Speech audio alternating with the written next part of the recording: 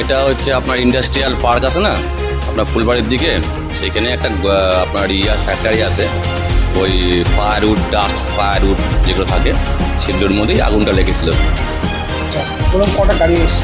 গাড়ি একটা এসছে, আমার গাড়ির জলে তো হয়নি। এনাদের পাশে সব সিস্টেম করা আছে, যেহেতু ইন্ডাস্ট্রিয়াল পার্ক তো পুরো সিস্টেমটাই করা থাকে এদের, মানে মেনলি আমরা সেখান থেকে জল নিয়ে কন্টিনিউ কাজ করেছি। গাড়ি একটাই এসছে।